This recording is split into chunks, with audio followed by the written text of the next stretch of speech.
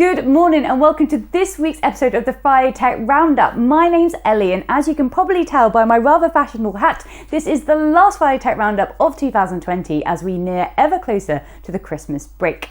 Now, without further ado, let's jump into this week's news.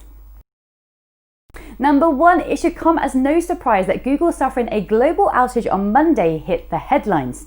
The error, which affected the platform's most popular applications, including Gmail, Google Calendar and YouTube, was due to a lack of storage space in authentication tools, causing the system to crash.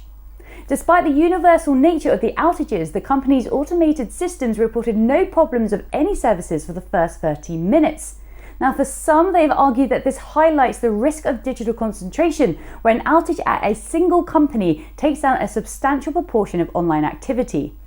But we disagree. It's not that digital reliance is bad, just that the reliability, testing and quality needs to grow in parallel of the reliance on digital means. You can check out more about the outage using the link below.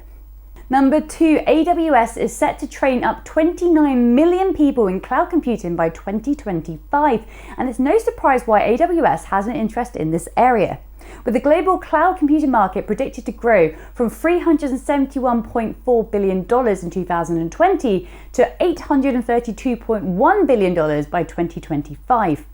AWS has indeed spotted an opportunity to help get ahead of the demand for more cloud services and the need for specialists who can work their way around the technology. With this in mind, they will be offering technical cloud skills training, and AWS hopes by doing so, they will enable more engineers to successfully implement and scale cloud services and continue to invest in their own technologies. You can check out more on the initiative by clicking on the second link below.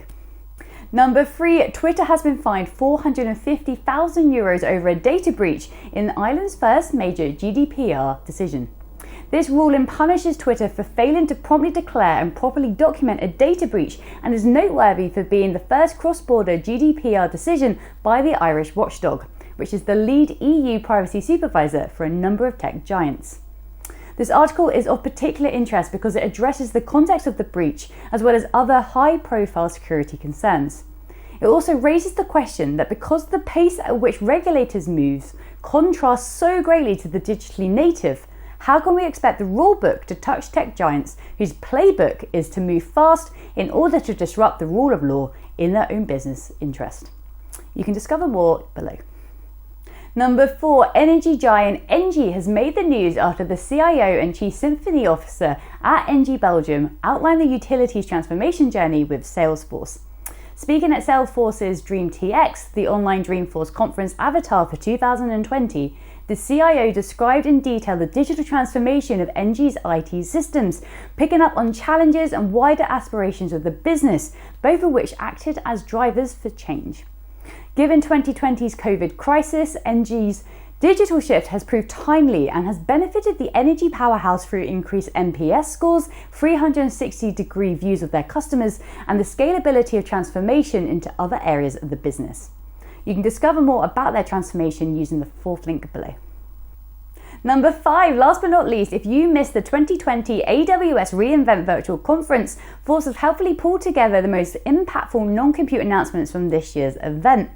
As always, the event focuses on cloud strategies and operations, security and developer productivity, and IT architecture and infrastructure, and this year was no different.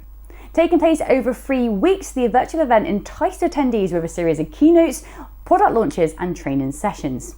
Amongst these announcements was AWS Proton, an automated management service for container and servers deployment, Babelfish, yes, that is a nod to Hitchhiker's Guide to the Galaxy, as well as larger and faster IO2 Block Express EBS volumes. Take a look in the fifth link to discover more. And that's all the news we have, not just for today, but for 2020. That's right, this was the last episode of the year, and I'd like to thank everybody who's been on this journey with us through all 48 episodes. We will be back in 2021 with new news and a special edition of the Friday Tech Roundup on New Year's Day, so keep your eye out for that. Other than that, I hope you have a phenomenal Christmas break, and I very much look forward to catching up with you in January next year. Take care.